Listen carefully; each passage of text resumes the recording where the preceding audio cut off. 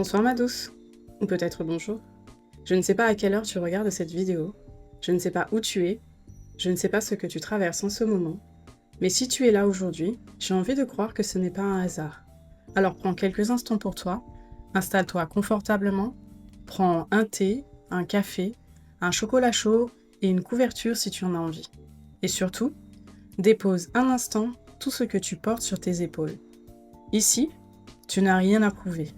Tu peux simplement être toi. Bienvenue chez toi, l'espace où l'on apprend doucement à replacer notre couronne. Je me suis longtemps posé une question. Est-ce que la femme que j'étais me manquait? Et puis un jour, je me suis rendu compte que ce n'était peut-être pas la bonne question. Parce qu'au fond, et si je ne m'étais jamais vraiment rencontrée? On entend souvent des femmes dire « Avant, j'étais plus joyeuse. Avant, j'étais plus spontanée. Avant, j'osais davantage. » Et peut-être que c'est ton cas. Mais peut-être aussi que tu fais partie de ces femmes qui n'ont jamais vraiment eu le temps de découvrir qui elles étaient. Et si c'était ton cas, alors cet épisode est pour toi. Pendant longtemps, j'ai cru que je devais retrouver celle que j'étais. Puis un jour, je me suis rendu compte d'une chose. Je ne savais même pas qui elle était. J'ai été un enfant, puis une adolescente, puis la petite amie de quelqu'un, puis une jeune adulte, puis une femme mariée, puis une mère, puis une salariée. Toujours une femme qui me prenait soin des autres. Mais entre tous ces rôles, est-ce que j'ai vraiment eu le temps de découvrir qui j'étais? On imagine parfois que certaines personnes savent depuis toujours ce qu'elles aiment, comme si elles étaient nées avec cette certitude. Mais je ne crois pas que l'on naisse en se connaissant. Je crois que l'on apprend, on découvre, on expérimente, et parfois, on découvre à 40 ans quelque chose que l'on avait adoré avant. Et ce n'est pas grave. Parce qu'il n'y a pas d'âge pour faire connaissance avec soi-même. Le problème, c'est que beaucoup d'entre nous n'ont jamais eu l'espace nécessaire pour explorer tout cela.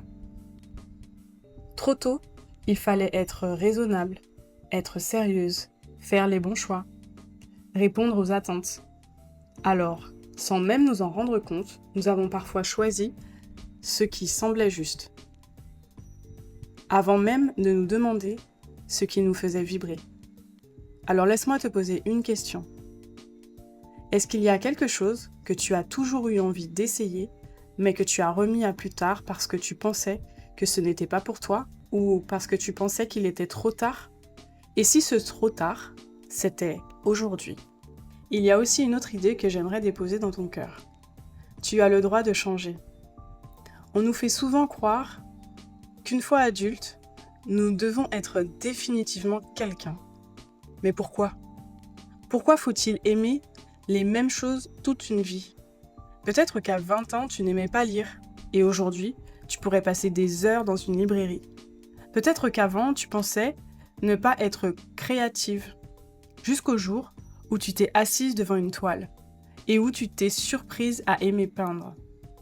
Peut-être qu'autrefois, tu détestais être seule, et qu'aujourd'hui, tu découvres qu'un déjeuner au restaurant ou une séance de cinéma avec toi-même pouvait devenir de vrais moments de bonheur.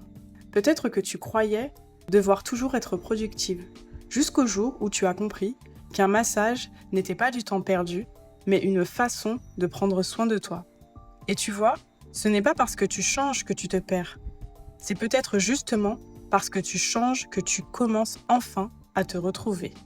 Tu sais, je crois que l'on passe beaucoup de temps à apprendre à connaître les autres. On connaît leurs habitudes, leurs goûts, leurs blessures, ce qui les fait rire, ce qui les apaise, ce qui les met en colère. Et c'est une belle chose. Mais est-ce que l'on prend autant de temps pour apprendre à se connaître soi-même? Je ne parle pas de savoir quel est ton plat préféré ou ta couleur préférée. Je parle de toi, de la femme que tu es aujourd'hui. Est-ce que tu sais ce qui fait vraiment pétiller tes yeux? Ce qui te fait perdre la notion du temps?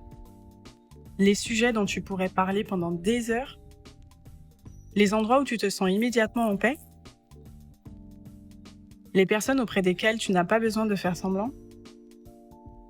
Et si cette semaine, au lieu d'essayer d'être une meilleure version de toi-même, tu devenais simplement une observatrice bienveillante de toi? Observe ce qui te fait sourire. Observe ce qui te fatigue. Observe ce qui t'enthousiasme. Observe ce qui t'apaise. Et observe aussi les moments où tu ne t'écoutes pas. Sans te juger, sans chercher à te corriger, simplement pour mieux te comprendre. Quand quelque chose te fait du bien, ne passe pas tout de suite à autre chose. Arrête-toi quelques secondes et demande-toi, pourquoi est-ce que cela me fait autant de bien? Et quand quelque chose t'agace profondément, pose-toi aussi la question, parce que parfois, on apprend autant sur soi dans ce que l'on refuse que dans ce que l'on aime. Faire connaissance avec quelqu'un, ce n'est pas chercher à le changer, c'est d'abord apprendre à l'écouter, à l'observer, à le comprendre. Alors pourquoi serais-tu plus dur avec toi que tu ne le serais avec une inconnue? Cette semaine, je ne vais pas te lancer un défi. Je vais simplement t'inviter à une rencontre, la tienne. Sois curieuse de toi, comme tu le serais d'une personne que tu rencontres pour la première fois, sans jugement, sans pression, juste avec curiosité. Tu n'as peut-être jamais eu l'occasion de te rencontrer, mais il n'est jamais trop tard pour faire connaissance avec toi-même. Avant de nous quitter, j'aimerais te laisser une dernière question. Quel est ce rêve, cette envie ou cette passion que tu n'as jamais osé explorer? Je t'invite à me répondre en commentaire. Qui sait, peut-être que ce sera le premier pas vers cette rencontre avec toi-même. Merci d'avoir partagé ce moment avec moi. Prends soin de toi, ma douce, et n'oublie jamais, ta couronne n'est pas perdue. Elle n'a jamais cessé de t'appartenir. Il est simplement temps de la replacer en douceur.